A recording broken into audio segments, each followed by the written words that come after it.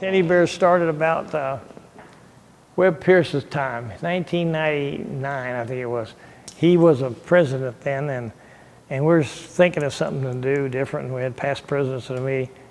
And I said, I heard that they gave teddy bears away, the Rough Riders of New York. The Roosevelt Association of New York gave teddy bears to the poor. Well, he said, I got a customer that's got a bunch of teddy bears. He was a carny, and he had an exhibit, and he got sick, and he couldn't give them away. So I said, well, how much do you want for them? He said, well, probably something cheap. So we bought a whole load of teddy bear, new ones, from a carny customer of Webb Pierce. And that was our first deal with teddy bears. After that, people would give them to us most of the time. We didn't have to buy new ones.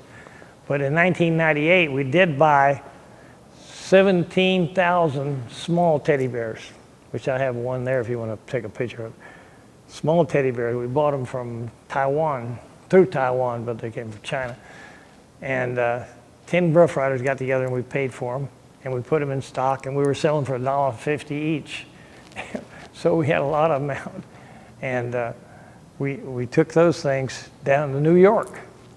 And we were throwing them off a double-decker bus to the people in downtown New York. And those New Yorkers, some of them thought we were throwing shit at them or something. They were throwing bolts back at us from the street, shooting the street at us. Till finally a couple of Oriental Chinese ladies down there saw what they were and they said, hey, give us more. So we're throwing more.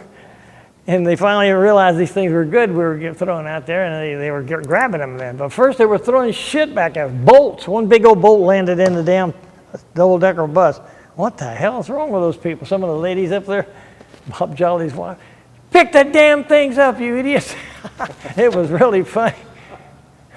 Our people were raising up because they didn't pick up the stuff. Yeah. But they finally did. And that was most interesting. They'd never gotten anything free, I guess, thrown to them. Yeah. Now they just loot it.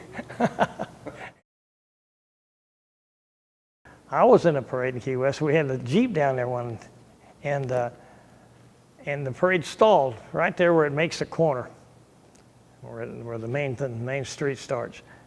And it stalled, so the Jeep stalled there. I'm looking, and so I get out of the Jeep, and I have a couple of little new bears, you know.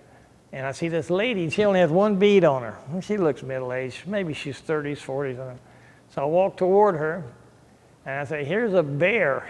She does like that. She thought I said bear it or something. She does like, I said, oh, okay. Yeah, all right. So I gave her the bear and beat a fast retreat to the Jeep. She bared it all right. Jeez. Startled me. I'm most proud of the fact that we found guys that were buried without markers proper. And in Key West, there was a fellow named Booth, who we have material on over there. Booth, we found him. He was buried and never given a headstone at all. And we found out of him by accident. I was reading the book again, and I asked a lady down there I knew. She went down to the graveyard, and sure enough, he's buried there, but they don't know where.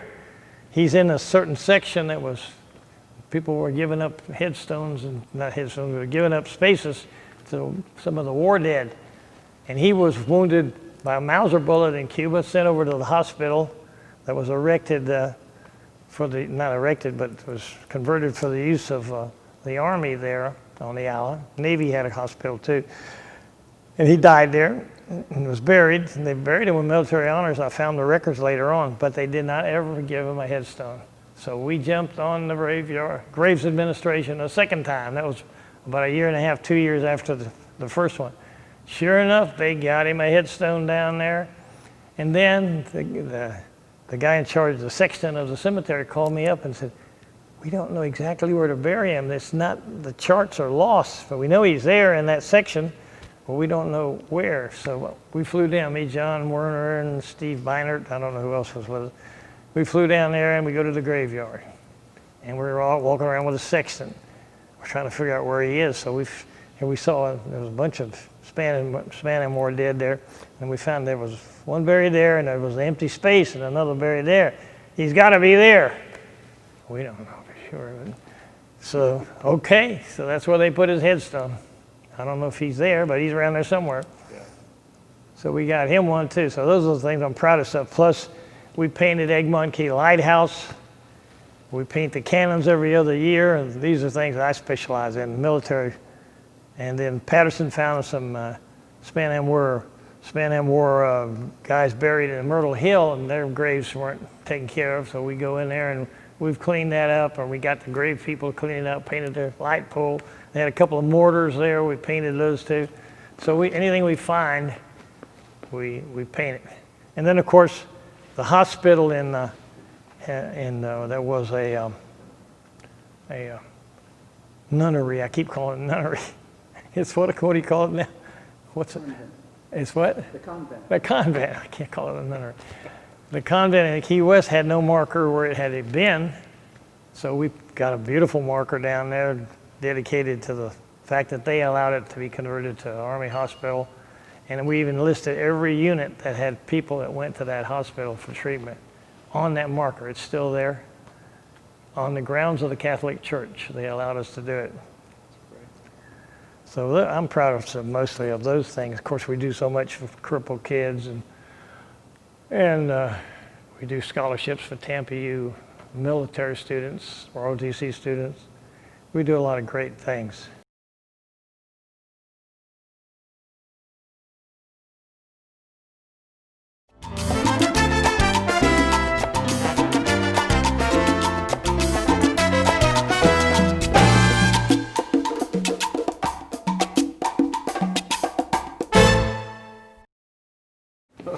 Well, thank you, Charlie. That was great, yeah. Anyway, Good. Yeah, there's let's all do this kind of again. stuff. All right. Thank you, my friend. No problem. Yeah, I'll get